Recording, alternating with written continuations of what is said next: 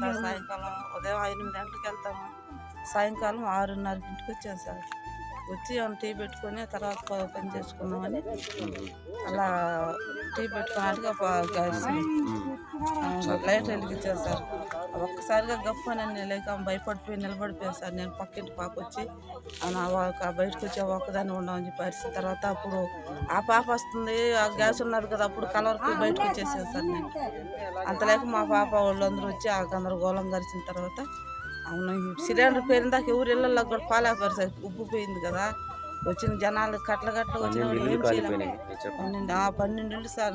ఏనాడు సిలిండర్ ఎత్తు సార్, తాజెట్టు అంత ఎత్తి వెళ్ళిపోయింది, స్తంభం కూడా దాటి వెళ్ళిపోయింది సార్ సిలిండర్. అప్పుడు పేలిపోవడంతో కూడా అక్కడ జనాలు అక్కడ భయపడిపోయారు సార్. అప్పుడు వచ్చి ఇళ్ళ మీద పడిపోయింది. ఇల్లు మంటాడు సార్. ఏనాడు సిలిండర్ వెళ్ళింది అప్పుడు సిమ్మేసింది, మొత్తం కాలనీ అంతా పడిపోయింది. ఆ తర్వాత 2 వచ్చి అప్పటికే పూర్తి అయిపోయింది సార్. వాళ్ళు వచ్చేలేకే 2 వచ్చే తర్వాత వచ్చే నిప్పులు ఆరిపేసి ఎమ్మెల్యే గారు తర్వాత వచ్చారు సార్. ఎమ్మెల్యే గారు నిన్న వచ్చారు కదా, ఆదివారం వచ్చారు. నిన్న ఆదివారం వచ్చి అందరికి తలా 2 చీరలు 2 పంచులు ఇచ్చాడు. 5,000 రూపాయలు డబ్బులు ఇచ్చాడు. అలా గోపాల్ రెడ్డి ఉన్నాడు సార్ మా మిట్ట మీద, ఆయన కూడా మనిషికి 2,000 ఇచ్చారు. అయితే వస్తువులన్నీ ఏం మిగలలేదు, మొత్తం ఖాళీ. రెడ్డి గారు కూడా రెడ్డి వాళ్ళు మనుషులు పట్టుకుని పక్క ఏలపటికి పెట్టాం. అందరు పారిపోయారు, పోయారు సార్. అందరు పారిపోయారు. మాకు ఊళ్ళో రెడ్డి గారు అందరికి అందరూ ఒక అమ్మాయి కూడా యాక్సిడెంట్ జరిగింది అబ్బాయికి. ఆ అబ్బాయిని కూడా జరుపుకొని వెళ్ళిపోయారు. ప్రాణ నష్టం జరగలేదు. రెడ్డి ఉన్నాడు సార్, ఫస్ట్ ఉన్నాడు కదా చంద్రశేఖర్ రెడ్డి. ఆయన కూడా అందరిని పిలిచి నేను గోవర్ధన్ తర్వాత ఆయన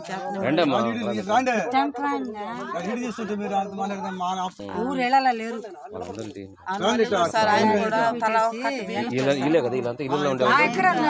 ఇళ్ళలో ఉండే వాళ్ళందరూ రండి అమ్మా, ఒకరా వీడియో వీళ్ళు చర్చికి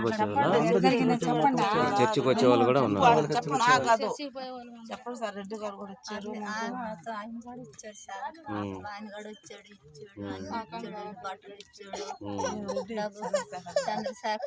మరి అడిగారా ఇల్లు కట్టేమని అడిగారా? మా ఇల్లే సార్, అదే మేము ఇంట్లో దగ్గర లేము, ఎట్లా జరిగింది తెలీదు. అప్పుడు మా ఇల్లు వరకు అయిపోయింది సార్ ఆడకాడికి.